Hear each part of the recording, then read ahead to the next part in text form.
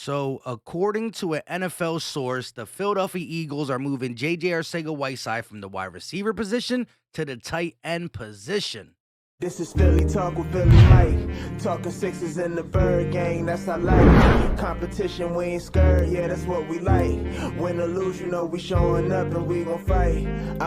You see we strive for the sky every day that go by. And every single week we scream and fly, Eagles fly. This is Philly Talk with Philly Mike, yeah.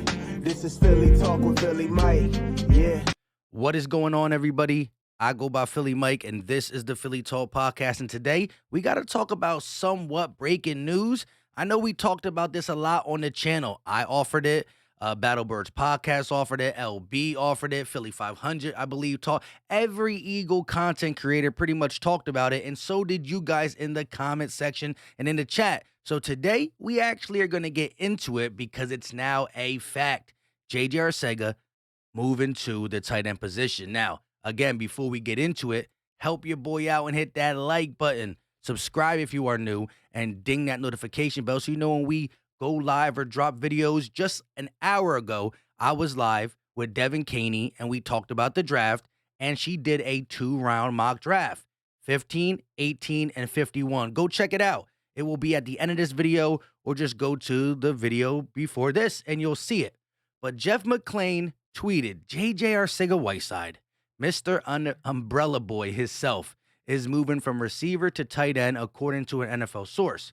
With the Eagles' offseason program set to begin Monday, the former second round has embraced the transition to a new position. Now, let me just say this.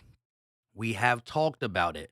J.J. Arcega-Whiteside goes about 6'2", 225 pounds, and what have we used him for? Catching? No. Blocking. But here's the difference. When you are a wide receiver, whether it's in the slot, whether it's outside, and you are blocking, you might be blocking a cornerback. You might be blocking a linebacker. You might be blocking a safety, right? And most likely, you got to be close to the formation to even block that linebacker. It's mainly nickel corners, outside corners, and safeties. With that being said, at the tight end position, you're going to have to block some linebackers, some defensive ends, the Von Millers of the world, the Nick Bosas of the world. And I'm telling you, Dallas Goedert is one of the better blocking tight ends in the league, and you can see a clear difference from Dallas Goedert to J.J. Arcega-Whiteside. He's going to have to get used to being in a two-point stand, hand in the ground, however you call it, getting off the ball, and then dealing with a guy who's 260, who's faster, more nimbler, and stronger than him, right? He's going to have to get used to going from the ground up and then seeing some of the premier pass rushers in the game. Now, of course, he'll have help from right tackle or left tackle, whatever side he lines up for.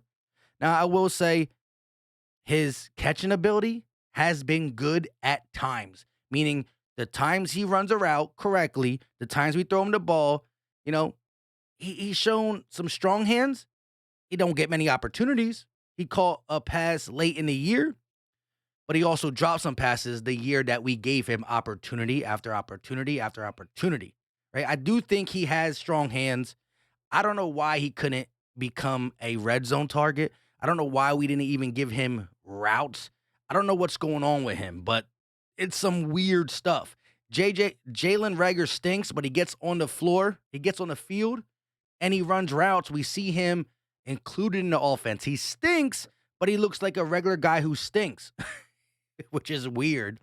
J.J. Arcega-Whiteside stinks, but we don't even get to see him stink.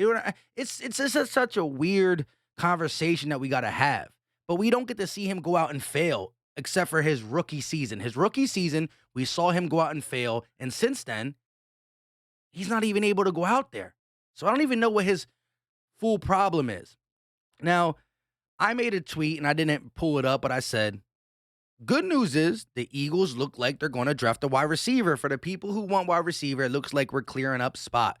We got Zach Pascal, Greg Ward, Quez Watkins, Devontae Smith, Jalen Reagor. You got to clear up some room. Howie Roseman don't want to get rid of his second-round draft pick, so he's moving him to tight end. Now, who are our tight ends?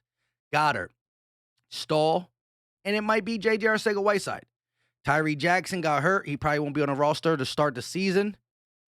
Um, Rodgers is always a guy that we call up whenever we're thin. I like him, but we've been dropping him off, picking him back up, dropping him off, picking him back up for the longest time. So as a third string tight end, you're barely gonna get in if an injury happens. So are we gonna use him for special teams? What are we really using him for, right? Jack Stahl, I mean, he's not used to blocking guys. Now, I'm not going to totally say he cannot make a role of it. Maybe he does. Maybe going against linebackers, it's easier to juke out, easier to create separation. Maybe the hands that he had in Stanford eventually come back to him.